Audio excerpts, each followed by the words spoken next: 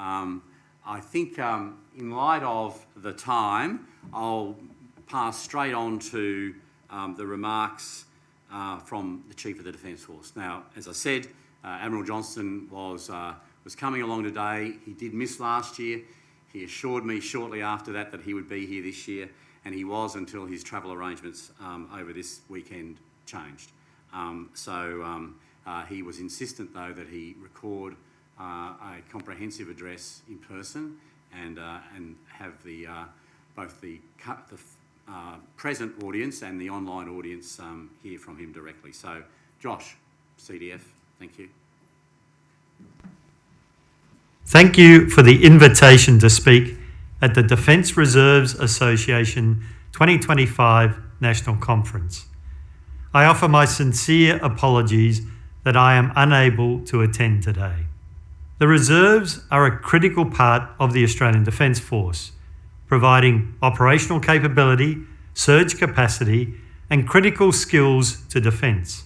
In recent years, reservists have contributed to domestic operations, including Operation COVID Assist in 2020, Op Bushfire Assist during the summer of 1920, as well as supporting ADF flood assistance every year since 2021. In 2025, reservists contributed to ADF flood assistance in New South Wales and Queensland, providing planning support, route clearance, restoration of access to critical infrastructure, and welfare checks. Internationally, reservists have deployed on Operation Kudu to support the training of Ukrainian armed forces, contributed to United Nations peacekeeping through operations Aslan, Fortitude, Manitau and Paladin, and trained in Malaysia as part of Rifle Company Butterworth.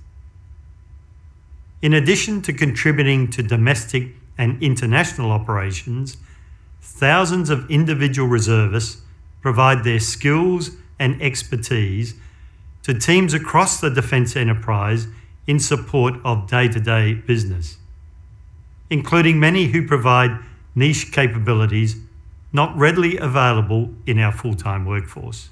The reserves make up a significant proportion of our workforce. As at the 1st of June 2025, there were more than 33,000 reservists under CERCATS 3 to 5, an increase of 1,000 personnel since last year. The specialist skills and experience you bring and your support to operations are invaluable to the ADF. I, along with Defence's senior leaders, deeply appreciate the contributions you all make. With Defence's transition from a balanced force to an integrated force, the reserves must also change in order to support the ADF's workforce requirements. The strategic review of the ADF reserves, released in December last year, sets out the pathway for the reserves and the changes that will be made to its structure, shape and role. The NDS lists the ability to protect ADF forces and supporting critical infrastructure in Australia as one of the 6 capability effects. To enable this ability, the reserve's focus will shift from defence assistance to the civil community to generating security and response options in support of long-term homeland defence. An operational reserve force will be established to support preparedness and enhance our ability to respond to short-notice contingencies. Other recommendations from the Reserves Review aim to optimise the reserves, increase retention, and streamline and improve the recruitment process.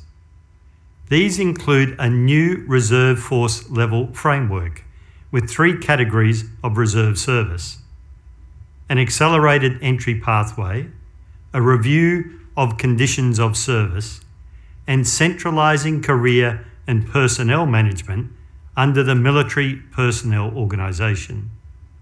For our current reservists, the shift from multiple career and personnel management structures to a centralised approach and proactive career management will give consistency to the way each of you are managed and ensure reserve service opportunities are highlighted.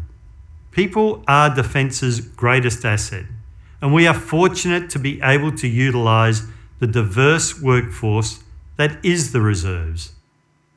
The skills and experience you bring from your time both in and out of uniform are a key part of the success of the ADF.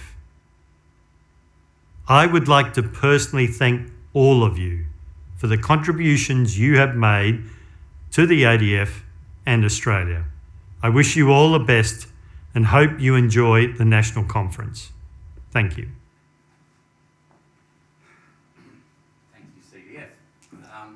So I will just digress for a moment, and I'll just check to see whether there are any questions, not that I would presume to answer on behalf of him, but there don't appear to be any at this stage. So I do just want to pick up on one thing, and perhaps for you, Angus, I thought perhaps there would be a question while we were going through that list from someone who some of you would know, Dr. Mike Arnold, formerly Brigadier Mike Arnold, Commander of 4 Brigade. Mike was going to raise a question. He's been not getting any great traction with an issue over he and we feel very strongly about, which is the appropriate recognition through the issuing of the National Emergency Medal to those reservists who served during the 2009 deployment of reservists in the wake of those horrific bushfires in Victoria. At the time, the National Emergency Medal was only newly minted, and the criteria for entitlement for that medal at the time was 14 days of CFTS. That has since been changed to 5 days, if I'm not mistaken. Yeah. So there is a body of people who he is advocating for to have what is seen as a proper recognition for people who at the time were not entitled, but as an act of recognition and generosity, the National Emergency Medal be extended to all those individuals who did somewhere between something less than 14, but in almost every instance more than 5. So I'll pass on Mike's details to you, if I may, and it may be something that we can ask for your support in terms of progressing. It needs to be, excuse me, Rob William. Yes. It needs to be well beyond Victoria fires. This issue has been raised on a number of occasions on different forums. The example I'll give you is the flood response in 2022. Yeah. The ADF deployed nearly 7,000 people in northern New South Wales and Queensland, and the National Emergency Declaration covered a 5-day period, which was just for the response. The ADF spent another 7 weeks tidying up, getting those communities back on their feet. And with the greatest respect, you know, the NEM should not just be response, it should be the full gamut of the response provided by the Australian community. Yep. I dare say that many people in this room also contributed to COVID over an extended period of time. There is no recognition for that. There needs to be a better scheme for recognition. If it's for the ADF, I'd suggest that the better course of option, or better option, would be to implement an operational service medal for domestic response.